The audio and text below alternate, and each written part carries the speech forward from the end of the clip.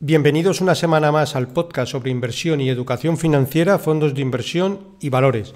Mi nombre es Eusebio Gómez, soy asesor financiero y tengo la misión de hacer las cosas de manera diferente, ayudar a muchas personas a lograr buenos resultados financieros y con ello proporcionarles el conseguir la vida que desean llevar.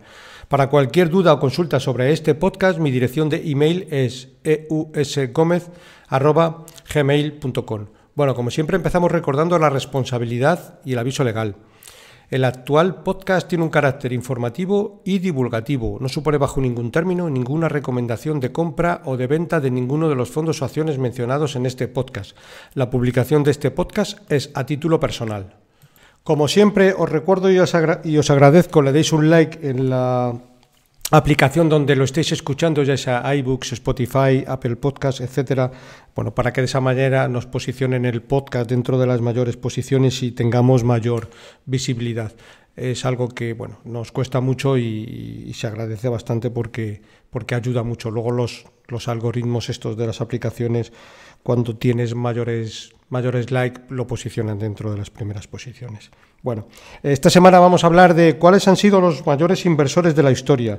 Vamos a hablar desde Warren Buffett, George Soros, incluso Jane Simon, incluso algunas mujeres que también han sido relevantes en la industria. Bueno, vamos a empezar por el más famoso de todos ellos, que no deja de ser otro que Warren Buffett, que durante 60 años el oráculo de Omaha, como se le conoce, ha compartido con todo el mundo su visión de los mercados a través de la popular carta a los accionistas que hace todos los años de Berkshire Hathaway.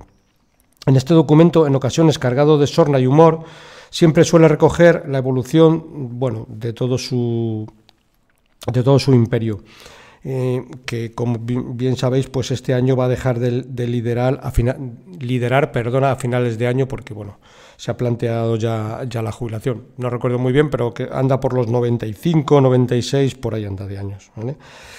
Bueno, podríamos preguntarnos, ¿qué hizo de especial para triunfar del modo que lo ha hecho a Warren Buffett? Pues en cada carta anual se puede encontrar una frase que lo explica, aunque sea de un modo parcial. Por ejemplo, en 1992, dijo que en las inversiones, al igual que en el béisbol, para anotar carreras hay que observar el campo de juego, no el marcador. Bueno, si vemos la rentabilidad histórica, si alguien hubiera invertido $100 en el S&P 500 cuando Buffett apareció por primera vez en la prensa americana hace 60 años, ahora tendría aproximadamente $39.000. Pero en el caso de haberlo hecho en Berkshire Hathaway, el montante sería de $5,5 millones. La diferencia es abismal. Bueno, conseguir tal rentabilidad a ojos del afamado inversor es sencillo. Basta con respetar principios como nunca invertir en un negocio que no puedes entender y ser avaricioso cuando otros sean temerosos. Y al revés, ser temeroso cuando todos los demás son avariciosos. Bueno, esta filosofía al final ha llevado a Warren Buffett a cerrar operaciones que con el paso del tiempo han demostrado ser un éxito rotundo. Dentro de la bolsa, uno de sus grandes aciertos fue adquirir participaciones significativas tanto en American Express como en Coca-Cola o en Bank of America, cuando sus cotizaciones pasaban por horas bajas, más que bajas, muy muy bajas. Esto lo completó más tarde con la entrada en empresas punteras de innovación como Apple o Baidu, que es la compañía de coches china. En el fabricante del iPhone multiplicó casi por 6 los $31.000 millones que invirtió, aproximadamente creo que fue durante el año 2014, 2015 o por ahí. Mientras que en el fabricante chino de coches eléctricos su participación se disparó desde los 232 millones hasta los $9.000 millones. También en el terreno energético, la compra de Mid American Energy en el 2000, firma que luego se rebautizaría con el nombre de Berkshire Hathaway Energy, se cerró por $2.100 millones, que apenas representa el 56% del beneficio que este negocio aportó en 2024. Para que veamos un poco, quiero decir, lo compré en el año 2000 por $2.100, pero es que en el 2024 la empresa casi el 56% lo gana solo en un año, para que bueno, nos hagamos un poco la idea. Como guinda del pastel, Buffett incorporó a las filas de Berkshire con esta operación a Greg Abel, confirmado como sucesor este mismo año. En la última junta lo confirmó. Aunque bueno, hemos de decir que no todas las operaciones de Warren Buffett han sido pelotazos. Por ejemplo, En el año 1987 entró con fuerza en el accionariado de Salomon Brothers, banco que tras ser implicado en la manipulación de una subasta de bonos del Tesoro, nunca se recuperó en bolsa. Tampoco fue una apuesta acertada desembolsar 358 millones de dólares por títulos de US Air, una compañía de aviación, en 1989. Pues estos se habían depreciado un 75% a mediados de la década siguiente. Con esto, Warren Buffett siempre hacía una sorna en muchas juntas de accionistas y decía lo siguiente: si quieres ser millonario tienes que hacer una cosa, y es, primero, ser multimillonario y luego comprarte una compañía aérea. Bueno, lo que viene a decir es que si eres un multimillonario e inviertes en una compañía aérea, pues probablemente pierdas mucho dinero y pases a ser millonario. Lo hacía un poco en términos de humor, como siempre le caracteriza. También podemos hacernos la pregunta, si los genios nacen o se hacen, que siempre genera debate. En cambio, en torno a la afirmación de Warren Buffett, es el mejor inversor del siglo XX, prácticamente existe un consenso. Bueno, vamos a ver algunos ejemplos también característicos de buenos inversores que a largo plazo lo han hecho extraordinariamente bien. Otro de ellos, Peter Lynch, que por su parte entendió rápidamente el entorno donde se encontraba y cómo podría salir victorioso del mismo, pues la rentabilidad de sus inversiones le permitió retirarse del mundo financiero tan solo estando 13 años en activo, un caso único entre los gurús de la bolsa. Bueno, al final sacó durante esos 13 años nada más y nada menos que un 29% anualizado, invirtiendo a través del fondo Fidelity Magellan, ¿vale? Otro ejemplo, George Soros, que en cambio estuvo 42 años implicado al 100% en la gestión de su famoso fondo Quantum, con el que además de operar en bolsa hizo tambalear a diferentes divisas como la libra esterlina y el baht tailandés. El húngaro, como tantos otros inversores, tiene un par de operaciones icónicas con las que siempre se le vincula su nombre. Otro extraordinario inversor, Ray Dalio, que se le conoce más que por levantar Brickwater, por la cultura empresarial con la que lo hizo. La transparencia radical que somete a los empleados a una evaluación constante, algo con lo que no todos pueden lidiar, pero que ha servido para levantar el mayor hedge fund del mundo. Más inversores, Gene Simon, matemático, teórico, descifrador de códigos rusos durante la Guerra Fría, fumador que llegó a provocar una hoguera en su baño por crear un lanzallamas casero, y como guinda del pastel, fundador del fondo Medallion, que entre 1988 y 2018 generó una rentabilidad media anual del 66%. Sí, el dato es correcto, ¿eh?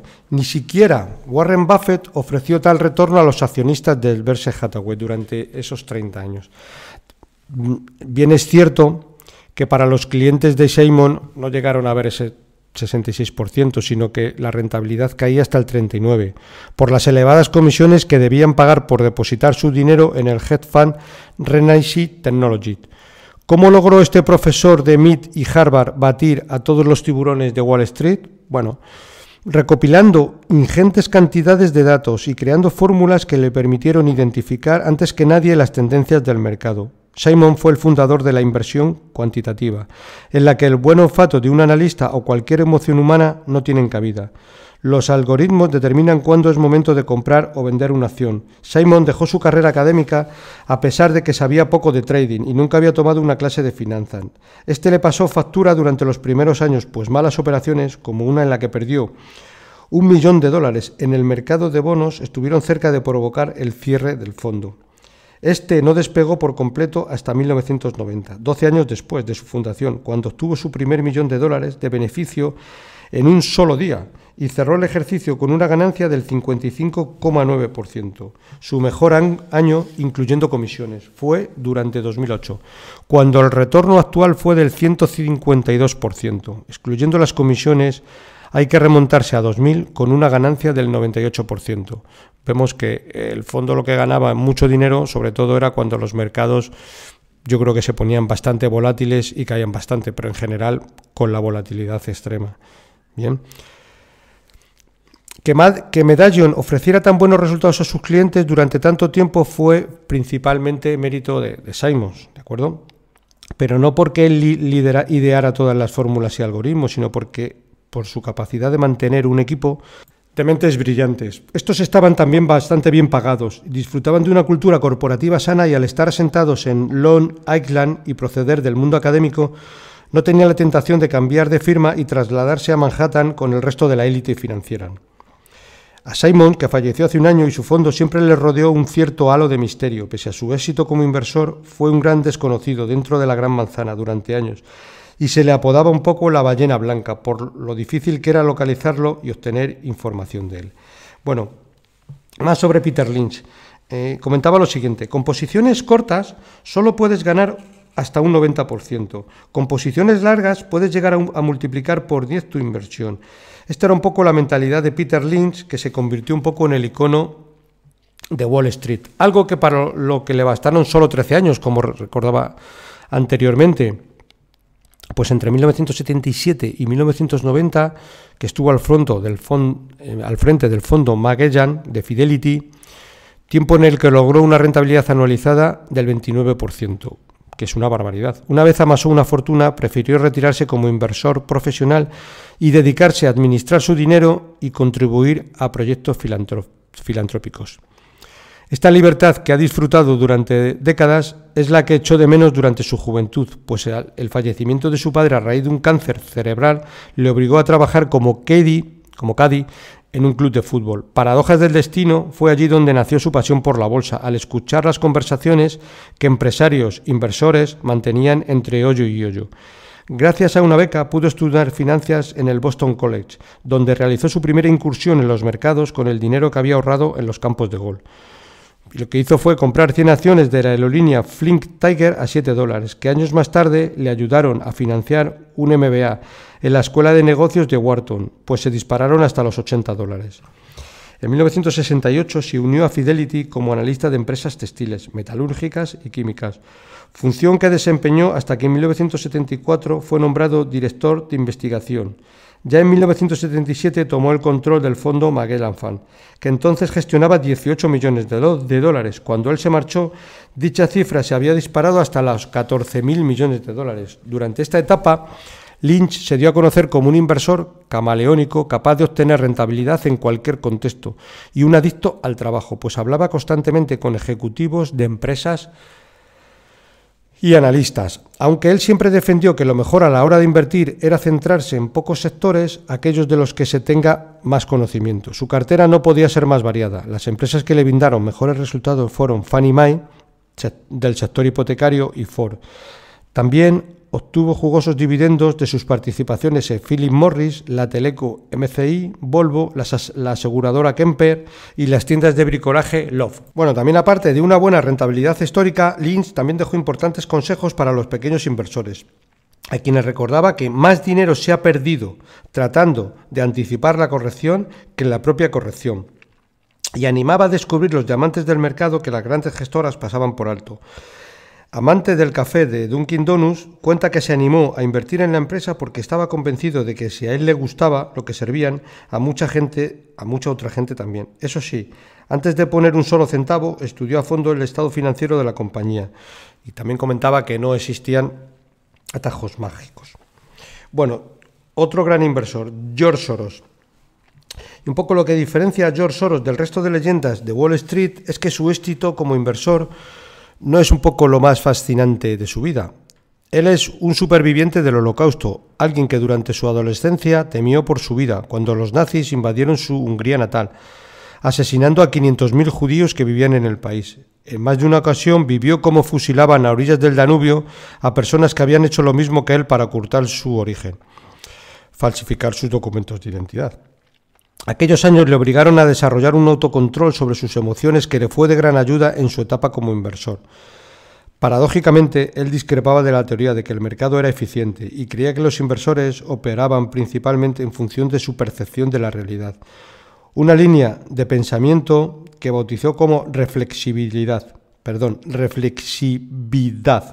Soros se mudó a Nueva York en 1956, pero no fue hasta 1970 cuando creó Soros Fund Management, donde el Quantum Fund se convertiría en su principal vehículo de inversión desde 1973, hasta que dejó de aceptar dinero de inversores externos en 2011. Este fondo ofreció a sus clientes un retorno anual del 20%, gracias principalmente a la capacidad de su fundador de aprovechar las tendencias macroeconómicas y anticipar los movimientos del mercado. Aquel año el fondo gestionaba 25.000 millones de dólares en activos y había ganado casi 40.000 millones de dólares para sus depositantes en cerca de 40 años.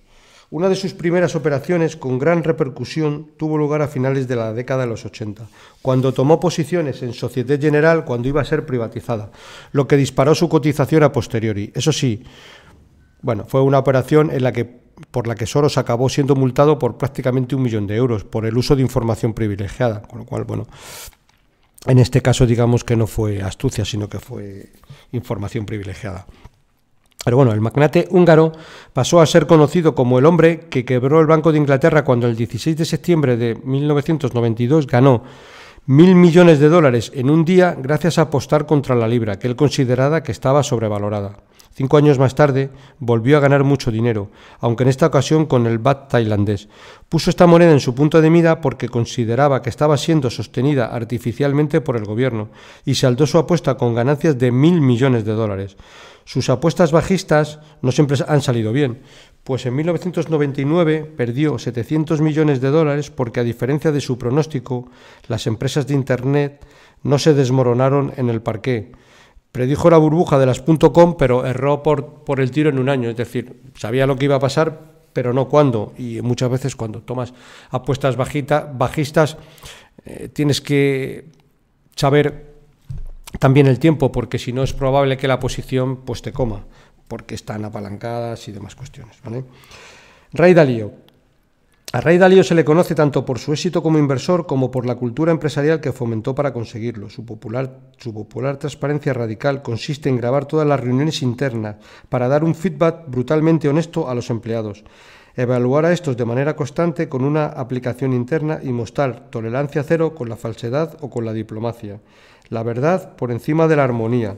Es la ley con la que Ray Dalio convirtió a Bridgewater Associates en el mayor hedge fund del mundo. La firma gestiona nada más y nada menos que 112.000 millones de dólares en activos. Y nació en un apartamento de 2 habitaciones de Manhattan en 1975. Ray Dalio había sido despedido pocos meses antes de su primer empleo en Sears Simpson Hayden por golpear a su supervisor en la cara en vísperas de Año Nuevo. Durante los primeros años, Dalio fue capaz de ganar mucho dinero gracias a sus complejos análisis del sector de las materias primas. Dice, puedo convertir cualquier pensamiento en un algoritmo, señaló años más tarde como clave de su éxito. Sin embargo, su creencia de que el mercado entraría en una espiral bajista a principios de la década de 1980, cuando ocurrió casi todo lo contrario, casi le obliga a cerrar la empresa. De hecho, se comenta que tuvo que pedir dinero a todos sus empleados y pedir dinero también prestado a su padre. El gurú, que invirtió por primera vez en bolsa con los ahorros que amasó trabajando como caddy en un campo de golf, concluyó de esa experiencia que había sido un imbécil arrogante y adoptó los principios y posicionamientos que ahora asegura le han llevado a estar donde está. Entre ellos, el de la transparencia radical. No es para todos, reconoce. En la década de 1990 lanzó al mercado varios de sus fondos más populares. El primero fue Pure Alpha, centrado en batir la rentabilidad del mercado y que ofreció rendimientos especialmente buenos durante el pinchazo de la burbuja de .com.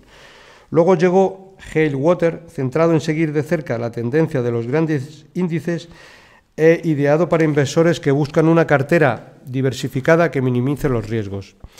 Bridgewater se convirtió en el mayor hedge fund del mundo en 2005, tras cerrar solo 3 años en números rojos desde 1991.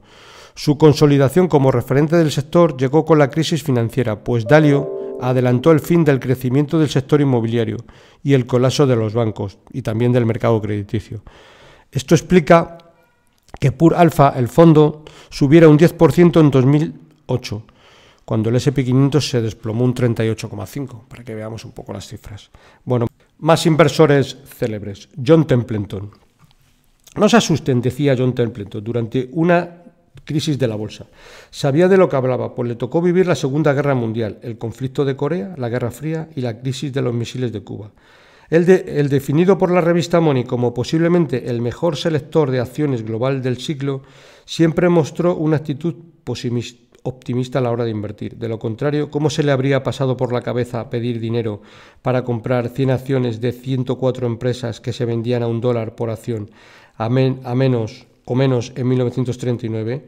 Hay quienes dicen que prefieren ser optimistas, aunque eso suponga estar a veces equivocado, pero este legendario inversor estaba errado en pocas ocasiones. En este caso concreto, solo 4 de los valores en los que entró resultaron ser un fracaso. Natural de Winchester, una pequeña ciudad de Tennessee, Templeton fue pionero en el uso de fondos mutuos, los fondos temáticos, y fue uno de los primeros gurús estadounidenses que invirtió en empresas no estadounidense, apostando también por la diversificación geográfica en países como Japón y Rusia, en una época en la que Wall Street tenía un dominio casi absoluto de los mercados. Su estrategia era un poco la de inversor contrarian, es decir, término a que se refiere quienes apuestan por sectores vilipendiados y en contra de las tendencias del mercado. A través de Templeton Global Fund, fundada en 1954, puso en práctica una estrategia de inversión donde siempre primó el largo plazo. Una inversión de $10.000 en esta firma el año en que se creó habría ascendido a $2 millones en 1992. Durante sus ejercicios en activo dejó tantas operaciones rentables como citas célebres. Un poco las mismas citas de Warren Buffett, porque era un poco la misma filosofía en este caso. Comprar cuando otros venden desanimados y vender cuando otros compran con avidez requiere la mayor fortaleza y se obtiene la mayor recompensa. Es una de ellas cuando vendió su firma en 1992 a Franklin Resources por valor de $440 millones, pues había logrado mantener una rentabilidad cercana anual al 15%. Dentro de sus grandes aciertos estuvo predecir con gran precisión el gran mercado alcista en el que entró Wall Street en las décadas de 1980 y 1990, donde llegó la burbuja de las .com, en la que también recomendó con antelación a los inversores deshacer posiciones en empresas tecnológicas y comprar bonos en su lugar. 3 años antes de fallecer, en 2005, escribió un breve memorándum en el que pronosticaba un caos financiero mundial en el plazo de 5 años. Bien sabía que los mercados alcistas nacen con el pesimismo, crecen con el escepticismo, maduran con el optimismo y mueren en la euforia. Más inversores célebres. Walter Scott. Bueno, no solo Warren Buffett fue un alumno aventajado de Benjamin Graham dentro de la escuela de inversión en valor, sino que también Walter Scott trabajó en Wall Street durante 66 años. Entre 1955 y 2000 gestionó su propia firma, Walter and Edwin Scott Associates, que registró una rentabilidad anual superior al 15%, muy por encima del 10% del S&P 500. Su carrera en la bolsa comenzó en 1934 como corredor en una empresa Loeb Rodich. Solo tenía 18 años ya que había decidido no ir a la universidad. En su lugar, asistió a cursos de inversión impartidos por Graham, donde aprendió a identificar empresas con potencial, pero infravaloradas por el mercado. Su olfato para escoger bien qué acciones comprar no pasó desapercibido para el padre del value investing, que le fichó para su sociedad, Graham Newman, aunque su trabajo allí se vio interrumpido durante los 4 años en los que sirvió en el ejército de Estados Unidos, durante la Segunda Guerra Mundial. Su marcha tuvo lugar en un momento dulce del mercado, que desde 1949 se encontraba en plena tendencia alcista. A diferencia de su mentor o de Warren Buffett, Skoll solo se fijaba en el potencial bursátil de las empresas, sin importarle su equipo directivo. Durante su etapa en activo gestionó como máximo el patrimonio de unas 92 personas aproximadamente y únicamente cobraba comisiones cuando las operaciones se saldaban con ganancias. En 1984, con motivo del 50 aniversario de la publicación del trascendental libro Security Analysis, escrito por Benjamin Graham y David Doll, y considerado la Biblia de la inversión en valor, Warren Buffett pronunció un discurso en el que destacaba un grupo de fondos que le habrían logrado superar a Wall Street, aplicando la estrategia Value. Entre ellos destacaba la firma de Skoll y su estrategia de contar con una pequeña cartera diversificada y pocos partícipes. Skoll decía que si un negocio vale $1 y puede comprarlo por 40 centavos, algo bueno podría ocurrirle. Y eso es lo que hizo una y otra vez, dijo Warren Buffett sobre él. Más inversores célebres.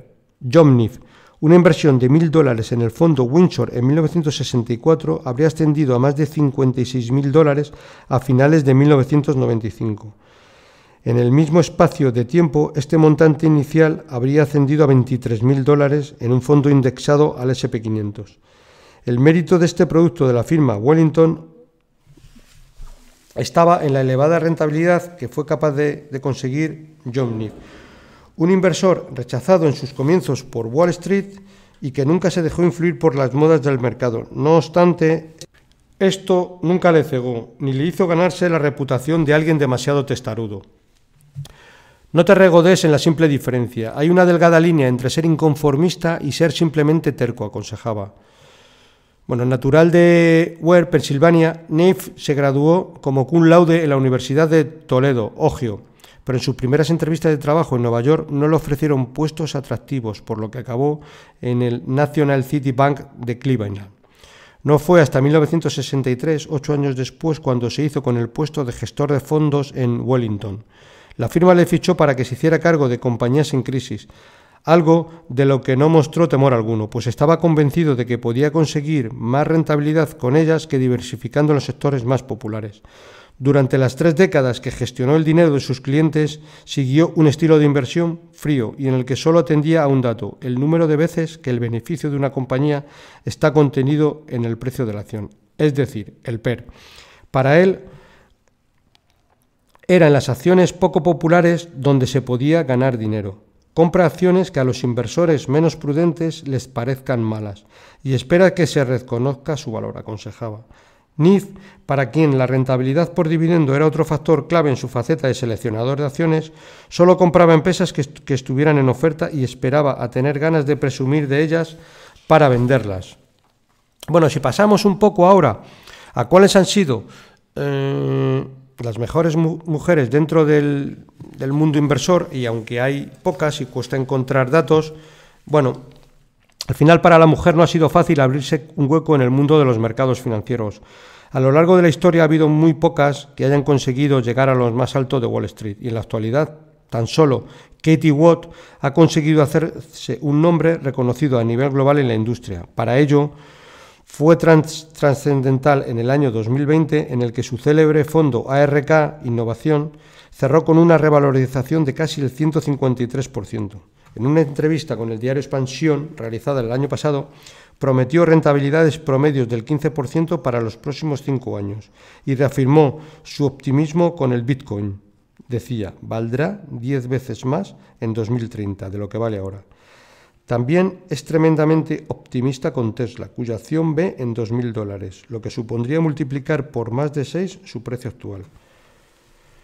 Sobre la inteligencia artificial, advierte que tendrá un impacto irregular y que hay que saber elegir a las empresas que se beneficiarán de su irrupción. Hace años el propio funcionamiento del sector perjudicaba la irrupción de nuevas figuras, ya que la Bolsa de Nueva York era una empresa privada en la que para operar era necesario comprar uno de los 1.365 asientos que la compañía ponía a disposición de los interesados. Para hacerse con uno de ellos era necesario pagar nada más y nada menos que $450.000.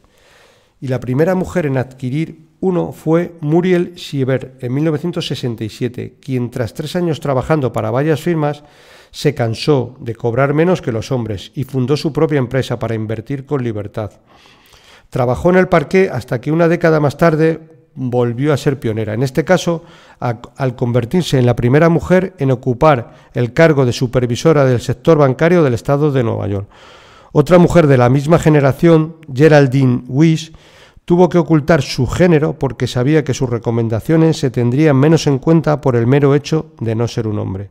Tras ser rechazada en varios sitios como broker y analista, optó por lanzar su propia newsletter Investment Quality Trends, donde ofrecía consejos de inversión que tuvieron gran éxito. Eso sí, firma como G-Views, y de esa manera, pues bueno, no se detectaba que fuera una mujer. Se dio a conocer como la dama del dividendo porque en base a este concepto escogía qué empresas invertir. A su vez, recomendaba vender un título cuando la rentabilidad por dividendo se resentía porque las compañías habrían subido mucho en bolsa. Entre 1986 y 2002, año en que Views vendió su firma al inversor Kelly Brick acumuló una rentabilidad anual del 12%, frente al 10,8% del resto del mercado. Antes que todas ellas, Haiti se ganó el sobrenombre de la bruja de Wall Street en el siglo XIX, por ser avara y excéntrica, a la vez que casi infalible para hacer crecer su dinero. Su máxima de comprar barato y vender caro lo aplicó a propiedades inmobiliarias, acciones ferroviarias y bonos del gobierno en épocas bajas. Para que nos hagamos una idea, heredó una fortuna de $10 millones de su familia y falleció con un patrimonio de 1.500 millones. Y decía la siguiente frase: una buena mujer de negocios suele ser más inteligente que un buen hombre de negocios. Y defendía bastante esta idea. Bueno, pues esto es todo por la semana de hoy. Como siempre, para cualquier consulta o comentario sobre este podcast, podéis enviarme un email a la dirección eusgomez@gmail.com. Si te ha gustado el programa, te agradezco le des un me gusta en la aplicación donde lo estés escuchando. Un saludo muy cordial, paciencia y buenas inversiones.